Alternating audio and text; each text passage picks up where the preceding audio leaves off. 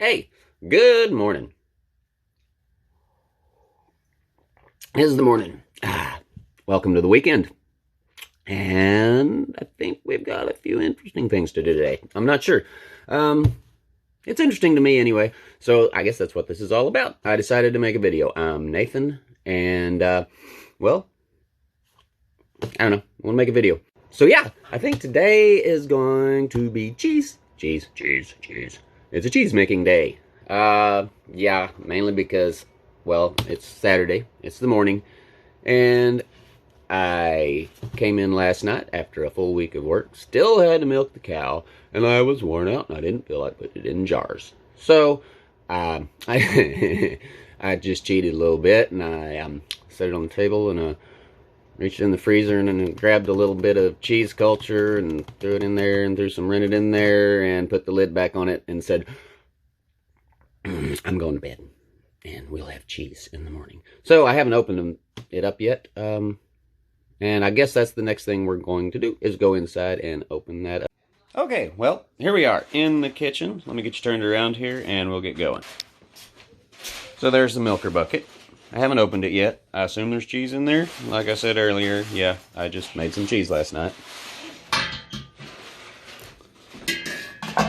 And yep, looks like there is cheese in there. Let me show you a bit.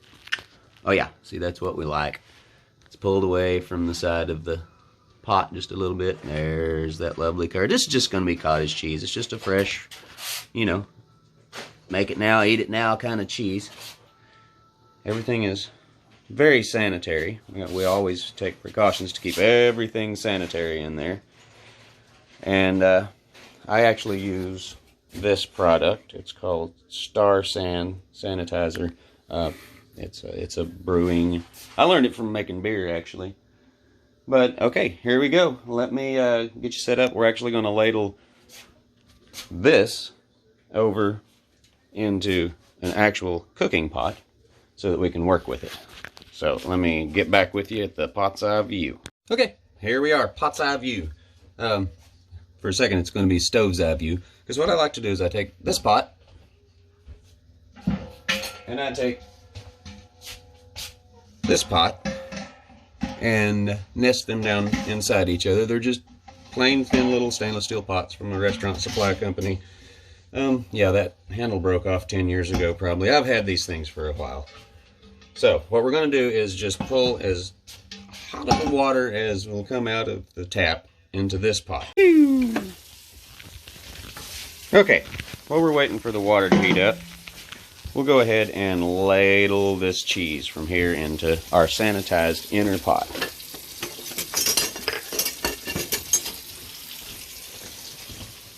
Now, we've sanitized our spoons, we've sanitized our everything. Look at that curd. Oh, look at that. Oh, yeah. And one of the fun things about this, like I said, I just walked back from the barn last night. Was too tired to put it in jars and just threw the culture into it and away we go. One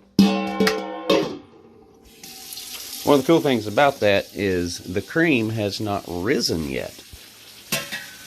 By the time I throw the culture and rennet in there, the cream still hasn't had time to rise. And so it makes a different cheese, I've found, this way than if you actually let the cream rise and then try to somehow shake it back in there. And that's just a pain in the neck.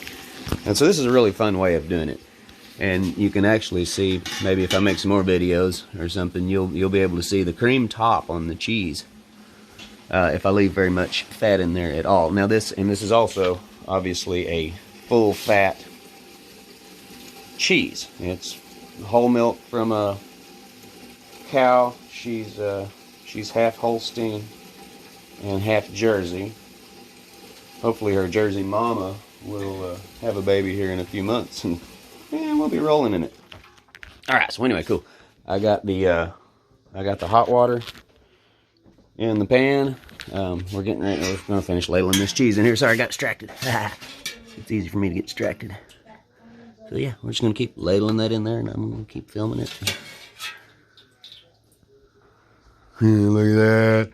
Oh, those soft curds like that. I mean, if I wanted to, I could make like a, oh, I don't know, a brie or a camembert or something. Oh, that's how you do it. Just ladle those. Anyway, cheese just, funny thing about cheese is letting bread, you know,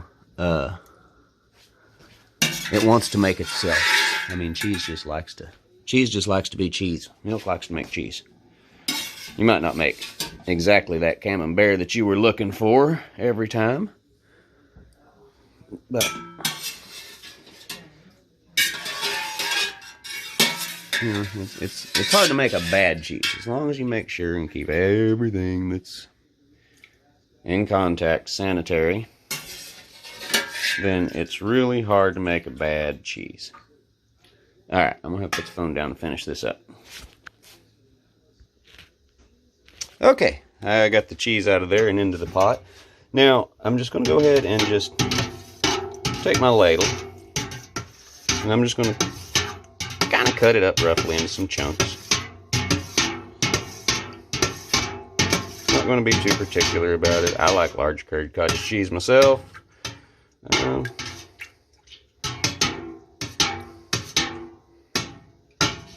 But that's all going to get smaller and smaller as we dry this stuff out, which is a long, intensive process, and it's great to have willing volunteers like little girls who will take over here in a few minutes and stir for us.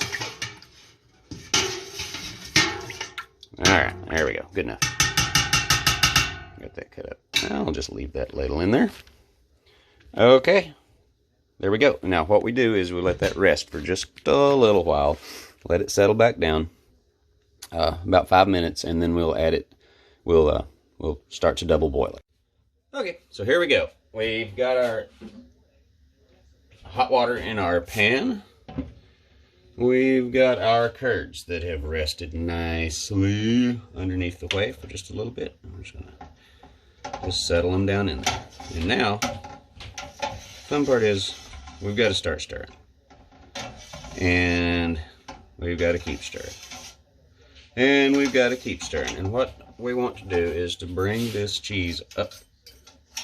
We've also got to put a thermometer in there. Bring this cheese up to a temperature of about 113 degrees, slowly. Drying it out slowly. So can we see that? Let me scoot around. Yep, there's the thermometer. Okay, so yeah, our cheese is cooled down to about room temperature overnight, obviously. I'll scoot that out of the way so it's not bobbling around here in a minute. So yeah, we're about, we're close, 70, 71 degrees. Okay. So while the cheese is cool like this, you don't have to stir it as often. But what you'll find, you want to keep lifting it and keep lifting it, and those curds will already they're already starting to get kind of more rounded on the corners.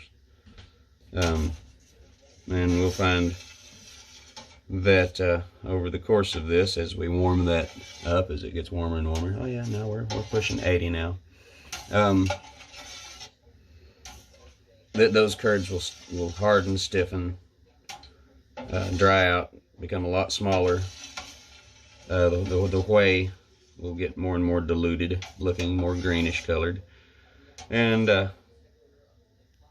you know, we'll probably, here after a while, once we get this one made, I'll probably take this whey, because it's looking pretty rich, and make a ricotta out of it, because I sure hate to waste all of that good protein that's still in there. So yeah, that'll be fun too. Here in a little bit we'll do some ricotta. But yeah, for right now, we've just got to keep slowly heating this, slowly heating it and stirring it.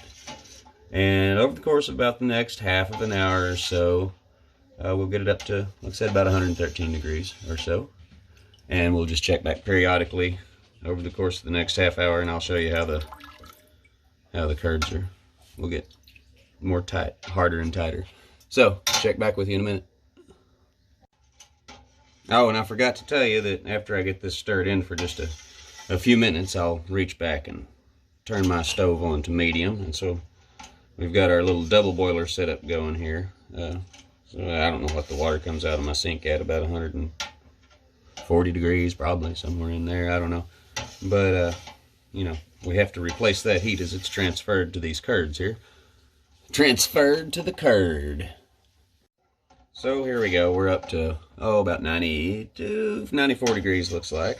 You can see the curds are definitely starting to get smaller, drier, bouncier, take on more that rounded curd looking shape.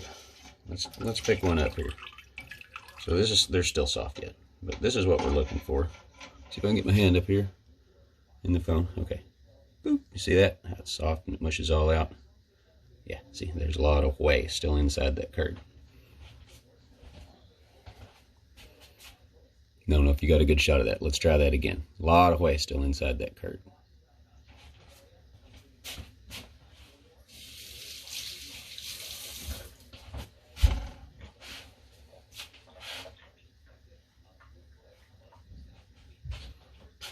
So yeah, deal with cheese is, especially as you get closer to and past 100 degrees, you really got to keep stirring it, because those curds, I mean, if they stop for just a minute or two, they'll just pack and start to stick together, and I mean, it's just hard to break them all up again. You got to do that obviously after you drain them, dry them, and drain them, break them up again. But you don't want to be doing it in the pot. It just stalls the whole process out, makes for inconsistency in your moisture content of your curds and stuff. So keep them stirring.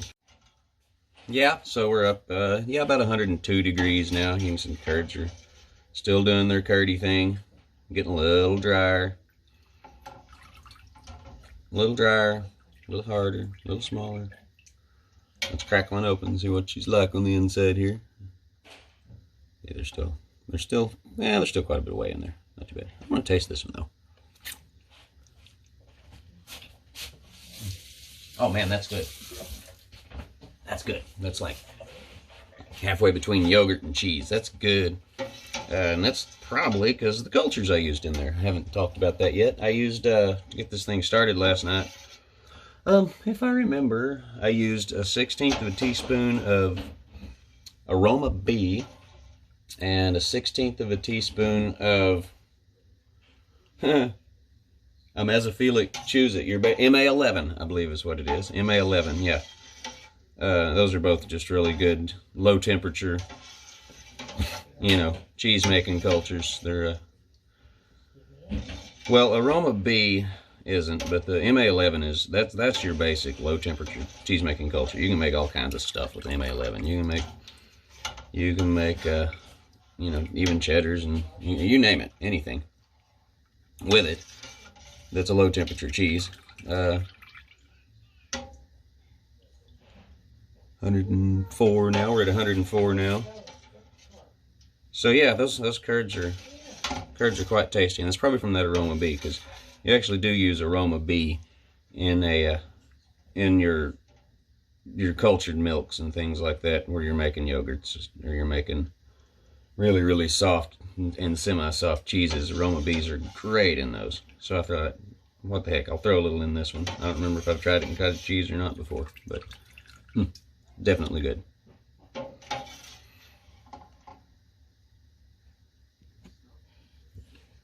Okay, Vera, would you want to stir this?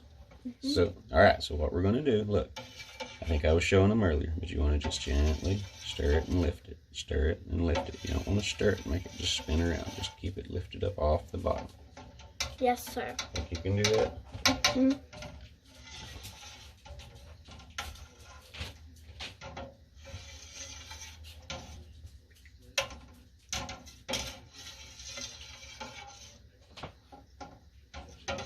Okay, cool. While Vera's stirring,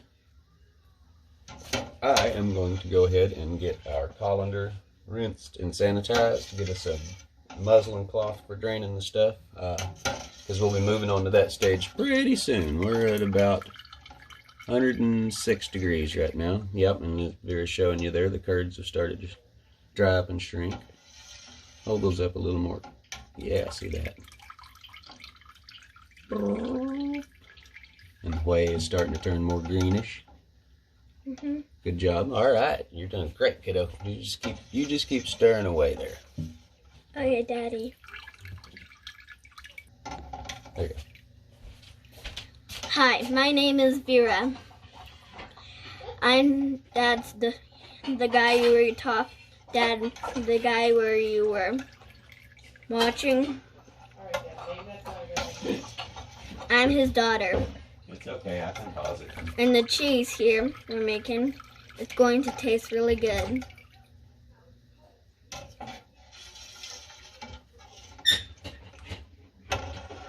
Okay. Hey, Vera. You've been doing a good job stirring. Where are we at now? Ooh, let's take a look. Pull one of these curds out of the middle here. Just about a middle size. We're going to take it up here. Ooh. Put it into the palm of our hand. And we're just going to give it a little squishy squish. Alright. See, now they're more firm. Everything's starting to hold together. There's less moisture. I think you can see that drops running off of my palm. And the flavor is Milk. milk.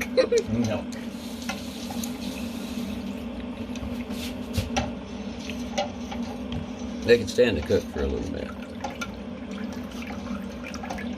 That means that means I get to watch my show from it. Well, once I get done here. Oh. So we're up at about 115 now. You can see that it looks different. It got clear all of a sudden. No, I'm kidding. I'm going to take my hot water away for just a minute because we are pretty much up to temperature where we want to be.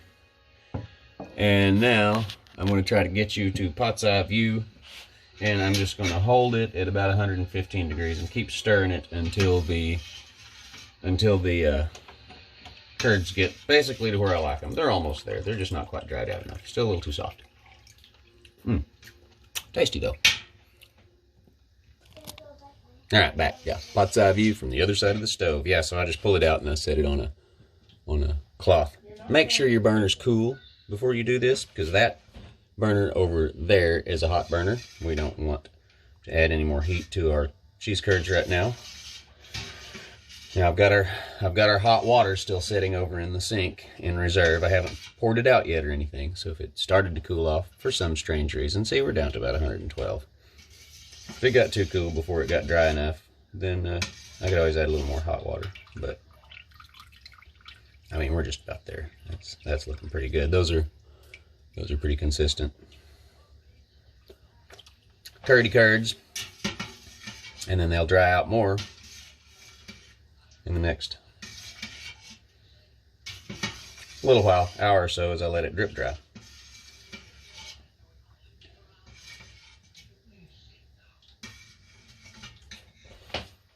Is that good content? Is that good content?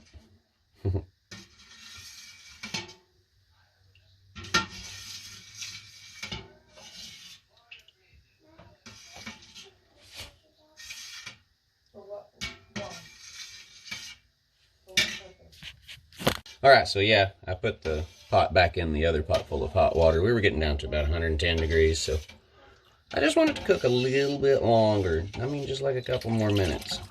So I'm gonna pick one of the biggest curds here. That's what I usually like to do, but you can see now it's a curd. See, ding ding ding ding, ding ding ding ding ding ding ding ding.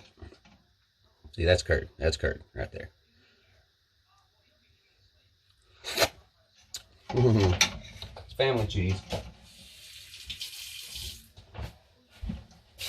So yeah, probably just like 2 more minutes or something like that. We're gonna cook this, and then I'm gonna transfer it over to the colander. Yeah, we're just hanging in there about 112, 113, 14, 15 degrees. That's what you want to finish your cottage cheese out at. Yeah, see, look at that though. That's curds. Them some curds.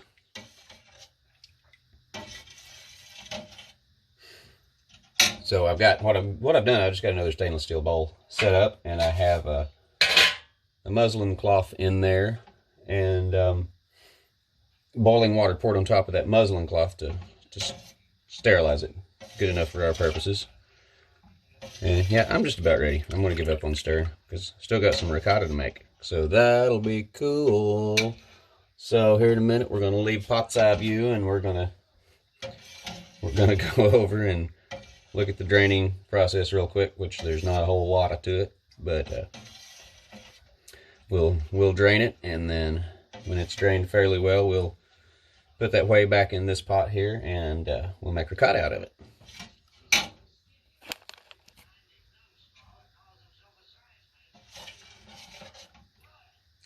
All right. Yeah, I think I'm done. 112. We're hanging in there.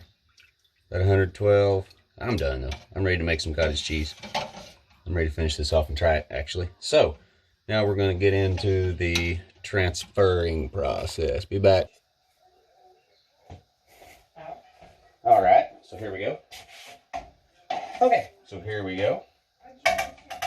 We're just going to transfer this bit right here. Oh gosh, I do this every time. Ah, it's all drippy wet.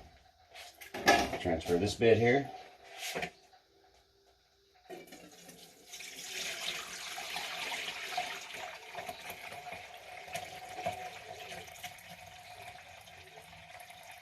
I'm going to go ahead and get most of the liquid poured off first.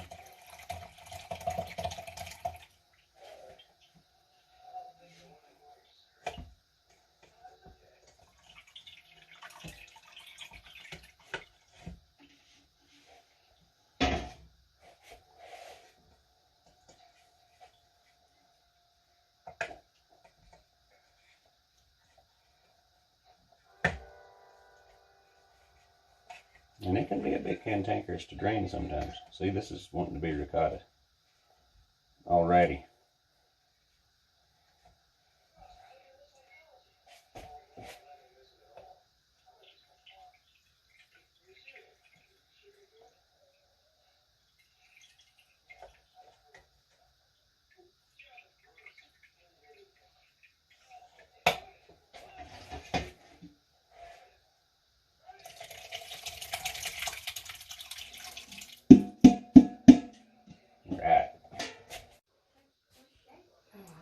All right, so let's take a look at this.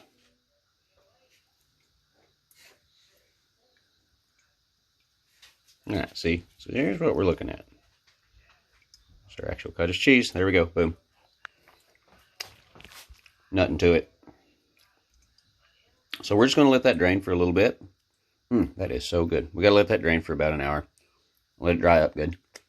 But we're going to be off to making ricotta. Whoops. I didn't catch the actual fluffing part, but ooh, there it is. About 15 minutes into it, it's drained enough that I've got the whey mostly separated, 90%. There's only a few tablespoons that are still left to drip out of the curds, and then I've broken up the curds a little bit, and I'll let them continue to drain for a while, but I like to break them up and just kind of fluff them up, and that helps to get that whey drained off of there. So, now I'm going to set you up on pot's eye view, and we will make our ricotta. Well, howdy. We're back out in the man cave. It's afternoon, later that afternoon. Yes. The ricotta, I didn't film it. It didn't actually ever break. It didn't make. I've had that happen a few times. Seems to have something to do with the freshness of the milk, and that was ridiculously fresh. So the proteins just won't clump, and if they won't clump, then you know you can't get them out. So yeah, the ricotta was kind of a bust. Whatever, we can still use the whey, feed it to the chickens or whatever. It's afternoon. I'm gonna have myself a natural state porter. So yeah, that's really about all I've got for now. Yeah, that's a good beer. A lot of porters are, you know, a little too malty sweet for me, but that's got some almost chocolatiness to it. Yeah, that's good. Good job, guys. All right, well, this is Nature. I'm out.